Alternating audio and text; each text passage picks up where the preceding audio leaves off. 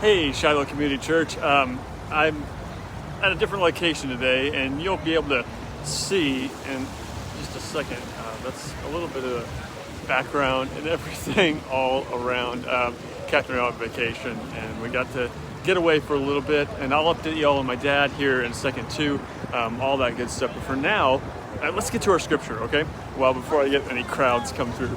Scripture, Matthew 5:21 through 26. You've heard it said that it was said to the people long ago, you shall not murder, and anyone who murders will be subject to judgment.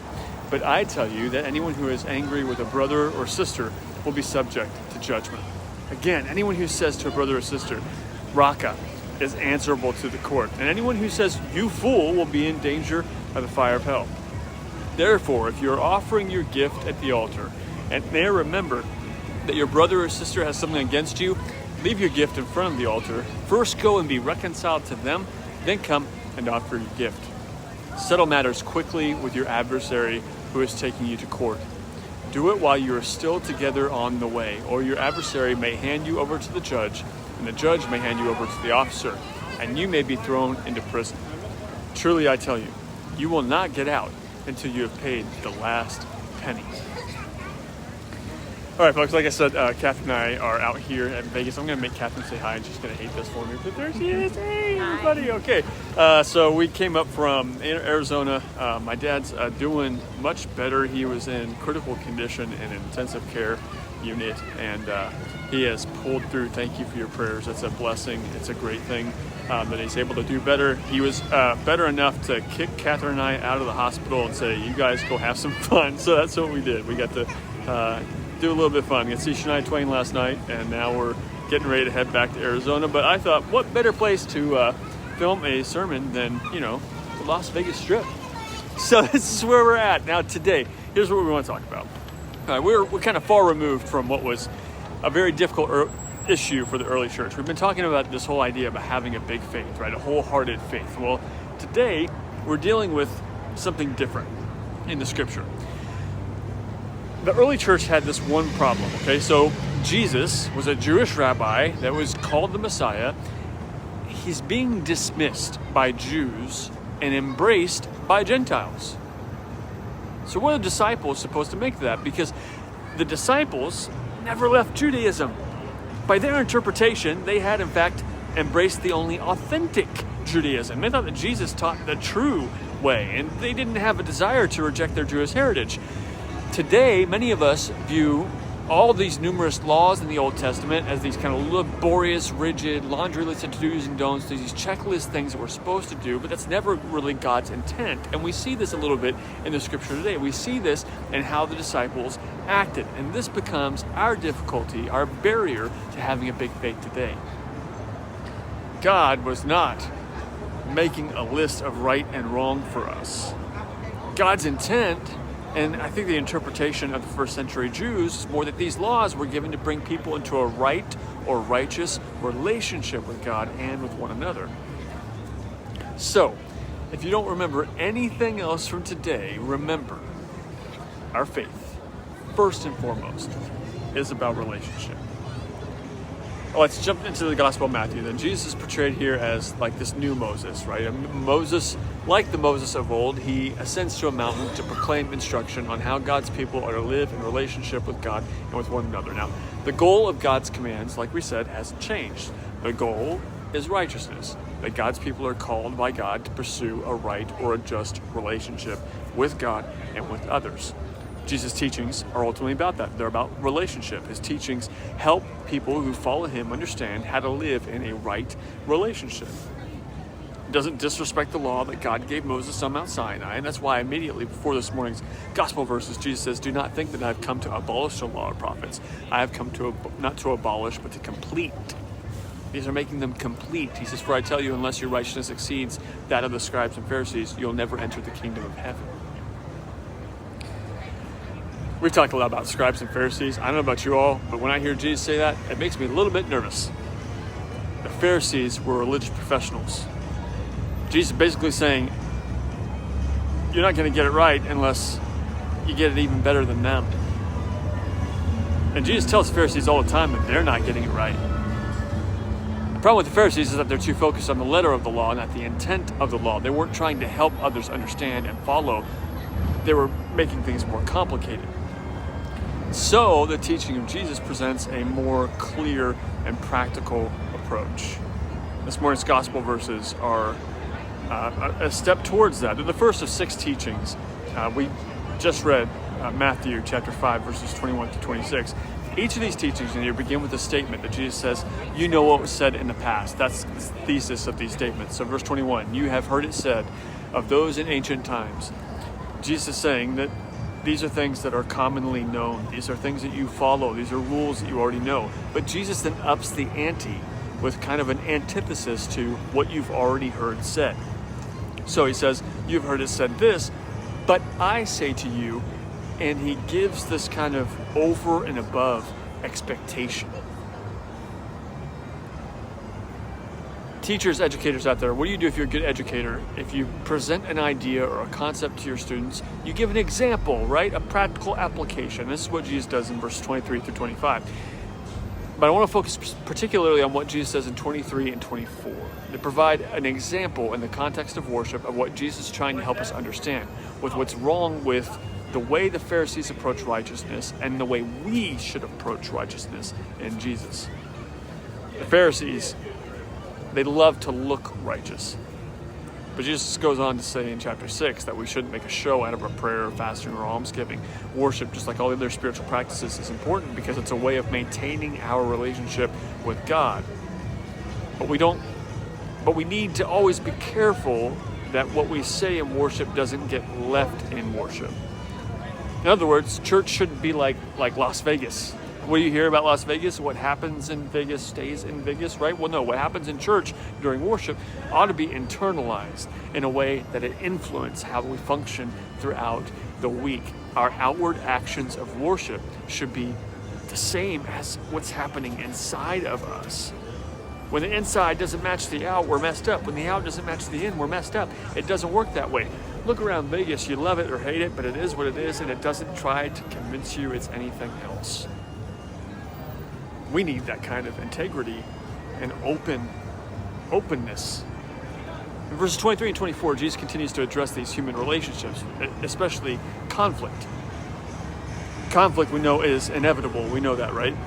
Jesus tells us that we shouldn't get mad at people or insult them or call them names. But it does happen. And when conflict does damage a relationship, Jesus tells us what to do. Remember, once again, he's talking about relationships. These are all about community and relationships. And so he's told that if we're not in a right relationship with our neighbor, we're not in a right relationship with God. So Jesus says before we enter into God's presence, if we remember that a brother or sister has something against us, we should first go and reconcile with them. Obviously, Jesus is using a little bit of hyperbole in this statement. He doesn't, if someone's offering animal sacrifice and remembers that they've been in a tiff with a friend, he wouldn't be practical for them to leave the animal on the altar and walk however far it would be to apologize. In the same way, I don't want any of you to get up and walk out on my sermon right now because you remember someone's got something against you. The point is, righteousness is about sincerity and consistency in our relationships with God and with others. If we enter into God's presence to worship without considering our other relationships, how we've treated other people, how we've been treated by other people, we run the danger of our worship being hypocritical and even offensive to God. Now, if you don't feel challenged enough by this, all of this in the message, this integrity, this authenticity to our faith, it gets even tougher because notice that Jesus doesn't say if you have something against your brother or sister. He says if you remember that your brother or sister has something against you. This isn't a no-fault admonition. We don't get off the hook if the other person is in the wrong on this. He says if the other person has something wrong with you. But there's hope in it because from a practical standpoint, Jesus says, we're to seek reconciliation, but if you don't find it, you made your best effort. You tried.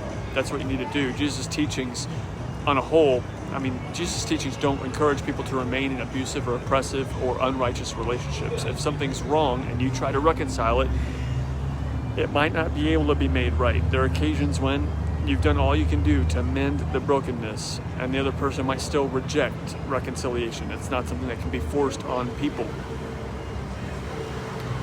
But the best news, although it's not always easy and it does take time, because of Jesus at work with us, we can achieve the ability to fulfill the spirit of these commands. We can make gestures of reconciliation even when we've been hurt. It's important for us to remember that these teachings that Jesus gives are directed specifically to his disciples. So specifically to us here in the church listening to this right now, those of you who seek to follow God, you should be able to find a way to reconcile with other people. And yet we know that it's hard. Even in the church, it's hard. Sometimes we live by verse 22 and we ignore the words that surround it. And so we feel anger, but we try to deny that we feel it. We keep stuffing it down, which does not work well. Anger doesn't just go away by ignoring it. We've stuffed down our anger, refused to acknowledge it, then we never take the step toward reconciliation. I hope you see how important that is. The failure to acknowledge our anger or hurt actually prevents us from following Jesus' command. If I've convinced myself that someone didn't upset me or hurt me, then I'll never have cause or motivation to seek reconciliation. And that's what Jesus wants for us. That's the relationship Jesus wants for us to foster.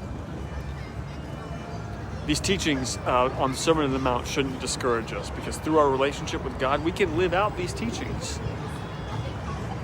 We can live with grace. We can live with kindness. We can live with mercy. Jesus shows us that when we truly do these things, we can be in right relationship, not only with those around us, but with God as well.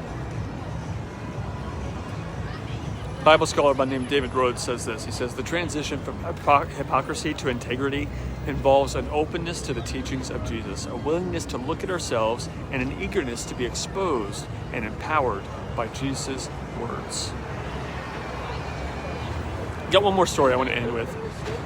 In a village where Gandhi lived, there was a widow trying hard to raise her teenage son, and the teen refused to eat healthy food. He consumed enormous quantities of sugar, and the widow knew that if Gandhi spoke to her son, that his son would listen. And so she brought the young man to Gandhi and said, will you talk to my son and tell him to stop eating sugar? Gandhi was silent for a moment, and he said, would you bring the boy back in another week? Well, a week passed, and they returned, but Gandhi replied, I'm sorry, you're going to have to bring him back in another week. I'm not ready yet. A week later, desperate, she returned a third time, and Gandhi spoke with the boy. And when he was finished, the woman took Gandhi aside and asked him, when we first came to you, you asked us to come back in a week. And then we came back, and you asked us to come back in another week. Why did you do that? And Gandhi replied, because I had not realized how difficult it would be for me to give up sugar. This morning's message is a timely one.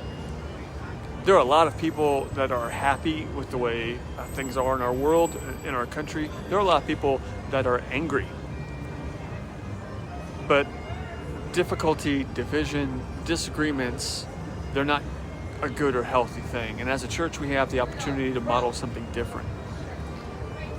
Don't hide our feelings, don't suppress our feelings, but try to be reconciled with one another. We need to talk to one another honestly, respect our differences, acknowledge people's pain, and respect people's hopes.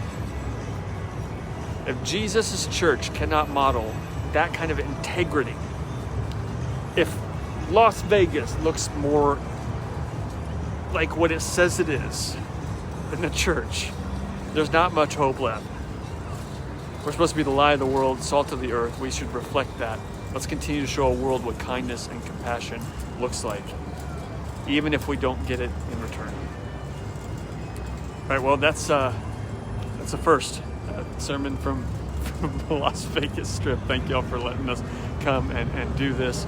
And thank you for the prayers once again for my dad. He's doing much better, hopefully on a road towards better recovery. We're going to go back and get to see him some more, and we will see y'all next week.